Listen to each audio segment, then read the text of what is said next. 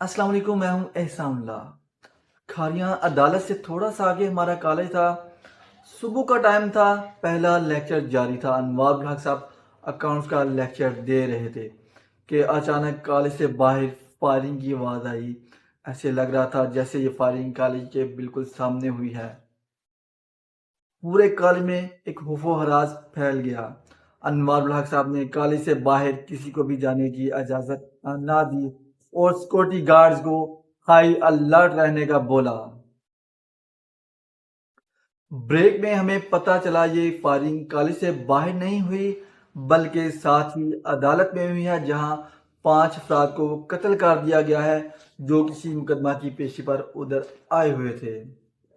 मुझे भी ख्याल आया कि मुझे भी अदालत में जाके देखना चाहिए उधर क्या मामलात होते हैं। कुछ दिन के बाद मैं अदालत में चला गया।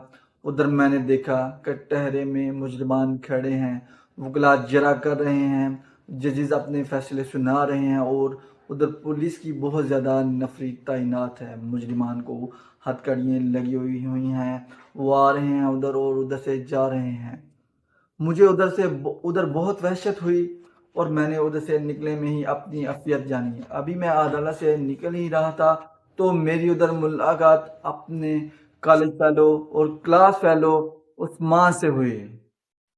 उस्मान से मेरी कोई इतने करीबी तल्लुकात नहीं थे और ना ही मैं उसके इतना ज़्यादा क्लोज था। खैर, उस्मान से मैंने पूछा, भाई आप इधर क्या करने आए हुए हैं? तो उस्मान ने मुझे बताया कि मेरा इधर कोई केस चल रहा है, उसी सिलसिला में मैं इधर आया हूँ। तो उसने मुझसे पूछा, आप इधर इधर क्या करने आए? तो मैंने उसे बताया कि मैं तो इधर वैसे ही आया था इधर देखने के लिए कि इधर क्या मामलात होते हैं। और उस्मान ने मुझसे एक उधर बात की। उसने मुझसे ये कहा कि ज़िंदगी में आपको अगर मुझसे कोई काम हुआ तो मुझे ज़रूर याद कीजिएगा, मैं यारों का यार हूँ। खैर, वक़्त गुज़रता रहा, हमारे कॉलेज लाइफ ख़त्म होगी और वो बैरून मुल्क चला गया और उधर उसकी बहुत ही अच्छी कंपनी में जॉब होगी और मेरी इधर पाकिस्तान में एक बहुत अच्छी कंपनी में जॉब होगी। वक़्त गुज़रता रहा और जब भी वो पाकिस्तान आता तो हम सब दोस्तों को कॉल करता कि आओ मिल बैठते हैं, गपशप करेंगे, पुरानी यादें ताज़ा करेंगे। लेकिन अफ़सोस मसरूफ़ियात की वजह से मेरी उससे मुलाकात ना हो पाती और मैं उसकी दावत में शरीक ना हो पाता। खैर, एक दफ़ा वो मुल्क वापस आया तो उसने सब दोस्तों को दावत पे इनवाइट किया, मुझे भी उसने इनवाइट किया।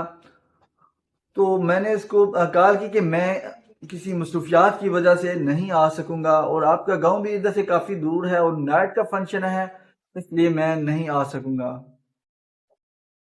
उसने कहा, भाई आप जब तक नहीं आएँगे मैं खाना ही सर्व नहीं करूँगा, मैं आपका वेट कर रहा हूँ। मैंने उससे कहा, यार नहीं, आप खाना लोगों को सर्व कर दें, बाकी दोस्तों को खाना सर्व कर दें, मैं नहीं आ पाऊँगा।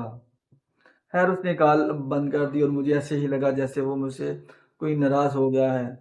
तो मेरे ज़हन में ये बात आई, यार ये वही बंदा है जिससे मैं दूर रहता था और इससे कोई करीबी तल्लुकात नहीं रखता था। तो ये मुझे कितनी ज़्यादा रिस्पेक्ट दे रहा है। वक़्त मज़ीद गुज़रता रहा, उसका शादी का मौका आया, उसने सब दोस्तों को शादी पर इनवाइट किया, मुझे भी उसने शादी पर इनवाइट किया। मैंने उसे कहा कि मैं आपकी शादी में ज़रूर शरीक होऊँगा और अपनी फैमिली के साथ आऊँगा। जब शादी का मौका आया तो हम लोग उसकी शादी में शिरकत के लिए गए, तो रास्ते में मैंने उसको बताया कि हम लोग आ रहे हैं और फैमिली के साथ आ रहे हैं। तो जब हम उधर पहुँचे तो मेरी मिसेज़ ने मुझे बताया कि उनकी फैमिली में ने हमें बहुत ज़्यादा उधर प्रोटोकॉल दिया और हमें बिल्कुल ऐसे ही लगा जैसे हम अपने ही किसी फैमिली के मेंबर की शादी में इधर आए हुए हैं। हमने बहुत ज़्यादा उधर एन्जॉयमेंट की और जब हम उधर से आने लगे तो मैंने उसको कॉल की, वो किसी वजह से कॉल अटेंड ना कर सका, शायद वो उधर बिज़ी था या शोर की वजह से कॉल अटेंड ना कर सका। तो मैंने उसके एक रिलेटिव को भेजा कि जाओ उस्मान भाई को बताओ कि हम लोग जाने लगे हैं। लास्ट फोटो सेशन चल रहा था जब उनके रिलेटिव ने उस्मान भाई को जाके बताया कि एहसान भाई जाने लगे हैं, तो वो लास्ट जो फोटो शूट चल रहा था वो छोड़ के आ गया और उसने हमें आके सी ऑफ किया। और मैंने उसका जब शुक्रिया अदा किया कि आपका बहुत ज़्यादा शुक्रिया कि आपने हमें अपनी खुशियों में शरीक किया, तो उसने मेरा इतनी दफ़ा शुक्रिया अदा किया کہ مجھے اس نے شرمندہ ہی کر دیا۔ خیر زندگی میں ایک بہت ہی زیادہ کریٹیکل اور مشکل صورتحال سے گزر رہا تھا۔ میری راتوں کی نیندیں حرام ہوئی تھیں، مجھے کچھ سوچ نہیں رہی تھی، مجھے کچھ سمجھ نہیں آ رہی تھی کہ میں کیا کروں۔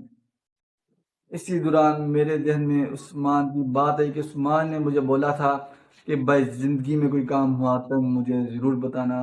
میں نے بھائی عثمان کو کال کی تو اس نے کہا پریشان نہ ہو، میں آپ کا مسئلہ حل کروا دوں گا۔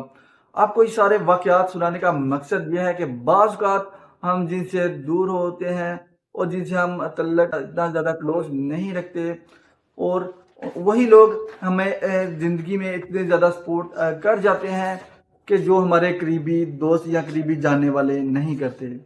اس لیے اپنے جو بھی کلاس فیلو ہوں ان کے ساتھ آپ اچھے سے اچھے تعلقات رکھیں اور کوشش کریں کہ ان کے ساتھ اپنا میل ملاپ قائم رکھیں اور ان سے ملاقات جاری رکھا کریں۔ اپنا بہت خیال رکھیے گا۔